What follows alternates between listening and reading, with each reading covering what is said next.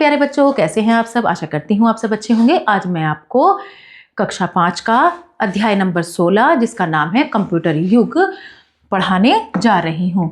Computer युग इस chapter को मैं पढ़ाने जा रही हूँ।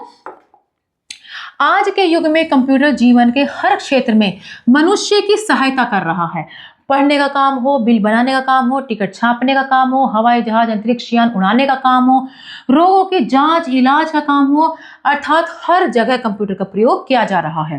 कंप्यूटर बहुत तेजी से ठीक गणना करता है। इसे हिंदी में संगणक के नाम से जाना जाता है। कंप्यूटर मनुष्य द्वारा बनाई गई एक ऐसी मशीन है जिसमें अनेक प्रकार की जानकारी इकट्ठी कर रखी जा सकती है। आवश्यकता पड़ने पर कंप्यूटर सभी जानकारी और सूचनाओं को किसी भी समय प्रस्तुत कर सकता है। अन्य बहुत सी मशीनों की तरह कंप्यूटर भी बिजली से ही चलता है। कंप्यूटर मनुष्य का एक आज्ञाकारी सेवक है। जैसे मनुष्य कहेगा वो वैसे ही काम करेगा। जो दिन रात अथक परिश्रम करता है, आराम करने की इसे आवश्यकता भी नहीं होती। लेकिन मनुष्य की इच्छा के बिना यह अपने आप कुछ भी नहीं कर सकता। जब तक मनुष्य इसे कहेगा नहीं, वो कुछ नहीं करेगा। जब वो मनुष्य कहेगा तब वो बटन दबेगा इसके और तब वो काम करना शुरू करेगा। कंप्यूटर को मनुष्य के तंत्रिका तंत्र की तरह माना जा सकता है। मनुष्य के तंत्रिका तंत्र में मस्तिष्क और ज्ञानेंद्रियां होती हैं। अंतर बस इतना है कि मनुष्य खुद नई नई बातों पर विचार कर सकता है, जबकि कंप्यूटर उसी सूचना का विश्लेषण करता है जो उसमें मनुष्य द्वारा भरी जाती है। मनुष्य खुद जो भी चाहे वो सोच सकता है, लेकिन कंप्यूटर वही चीज करेगा जिस चीज को उसमें डाला गया होगा, उसी चीज का विश्लेषण करेगा, बताएगा उन्हीं सूचनाओं को। हमारी 5 ज्ञानेंद्रियां आंख, कान, नाक, जीभ और त्वचा बाहरी संवेदना को प्राप्त कर उसे मस्तिष्क तक पहुंचाती हैं। जो हमारी ज्ञानेंद्रियां होती हैं ये बाहर से ही तो हमें इंफॉर्मेशन इकट्ठी करती हैं और ये फिर हम मस्तिष्क तक लेकर जाती हैं।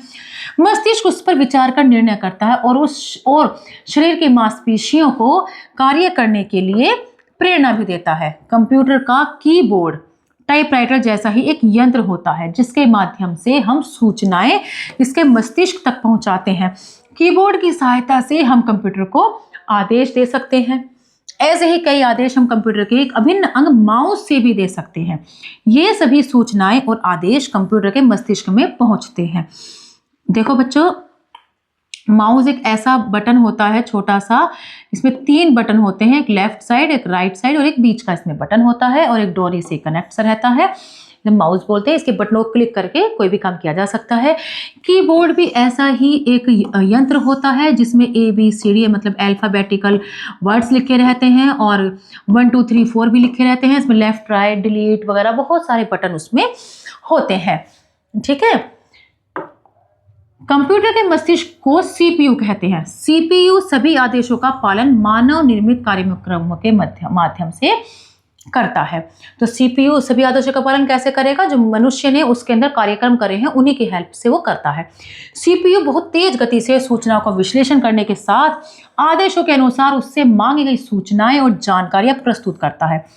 मॉनिटर पर हर प्रकार की जानकारी उभर आती है। मॉनिटर क्या होता है? जैसे ये आपका क्या है? ये आपका क्या है? ये आपका मॉनिटर है।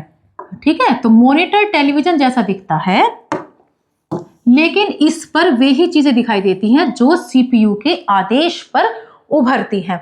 मतलब अंदर तो जा रहा है इसके माध्यम से बातें, इसके अंदर फिट हो रहा है, फिर वो उसी हिसाब से बात बताएगा जैसे उसके अंदर कार्यक्रम होंगे और उसी हिसाब से फिर ये मॉनिटर पर हमें चीजें दिखाई देगा। ठीक है। आपको यह जानकर आश्चर्य होगा कि पुराने जमाने के कंप्यूटर आज के कंप्यूटरों से अलग थे। पहले कंप्यूटर बहुत बड़े बड़े होते थे, जैसे डिब्बे की तरह होते थे जो एक कमरे के बराबर स्थान घेरते थे। साथ साथ उनके कार्य करने की शक्ति भी कम होती थी। लेकिन अब जो कंप्यूटर बनाए जा रहे हैं वे अधिक शक्तिशाली होते हैं, जो प्रति क्षण 10 लाख से भी अधिक गणना कर सकते हैं एक क्षण में।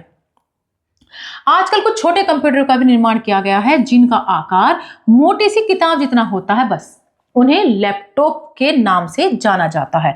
वे कंप्यूटर बैटरी से चलाए जाते हैं, इसलिए उनका प्रयोग यात्रा के दौरान भी किया जा सकता है। ऐसा नहीं है कि अगर आप घर में हैं तो ही कंप्यूटर का यूज कर सकते हैं और कहीं बाहर जाए और वहां अगर आपको जरूरत पड़ी तब दिक्कत आ जाती है, तो ऐसे में लैपटॉप का प्रयोग किया जाता है।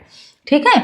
पिछले 30 सालों में कंप्यूटर तकनीक में इतनी उन्नति हुई है, ईमेल, ई मनोरंजन, ई शिक्षा, ई चिकित्सा, ई कॉमर्स आदि ने दुनिया में क्रांति सी ला दी है। इन सब के बारे में देखो तो बहुत कुछ इसमें मिलता है।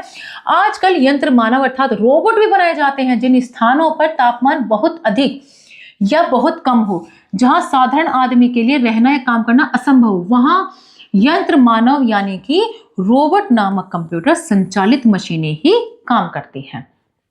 यानी कि रोबोट जैसी जो मशीनें होती हैं वो ही यहाँ पर काम करती हैं। कार्टून फिल्में बनाने में तो कंप्यूटर ने कमाल ही कर दिया है। इसकी सहायता से बहुत कम लागत और समय में तरह तरह की कार्टून फिल्में बनाई जा सकती हैं। बच्चों और बड़ों के मनोरंजन के लिए तरह तरह के कंप्यूटर खेल विकसित किए गए हैं। इन्हें टेलीविजन पर रिमोट की सहायता से खेला जा सकता है। बड़ा मजा आता है और खेलने में कंप्यूटर के रिमोट के साथ, जब इन खेलों खेला जाता है टेलीविजन पर। कंप्यूटर की सहायता से हम हजारों किलोमीटर दूर बैठे व्यक्ति के नाम, अपने संदेश पलक झपकते ही भेज सकते हैं और उनके जवाब भी तुरंत प्राप्त कर सकते हैं। ऐसा नहीं है बहुत बहुत टाइम लगेगा, साथ के साथ सवाल भेजो, साथ साथ जवाब आ जाता है इतनी जल्दी, पलक झपकते ही। चिकित्सा, शिक्षा और सुरक्षा कार्यों में कंप्यूटर और इंटरनेट का योगदान अत्यंत प्रशंसनीय है। प्रशंसनीय मतलब प्रशंसा के लायक है, बहुत ही मतलब बड़ाई वाला काम है। इतना योगदान दिया है कंप्यूटर इंटरनेट का योगदान हमारे लिए बहुत प्रशंसनीय है। संक्षेप में अगर कहें तो हम कह सकते हैं कि आज के युग में कंप्यूटर के बिना हम अपूर्ण हैं, यानी कि हम अधूरे हैं। तो देखा बच्चों कंप्यूटर की हमें कितनी आवश्यकता है, हर काम कंप्यूटर पर ही निर्भर हो चुके हैं। कंप्यूटर हमारे लिए अत्यंत महत्वपूर्ण है। आशा करती हूँ आपको यह अध्याय अच्छे समझ में आया होगा। मिलते हैं अगली कक्षा में। धन्यवाद।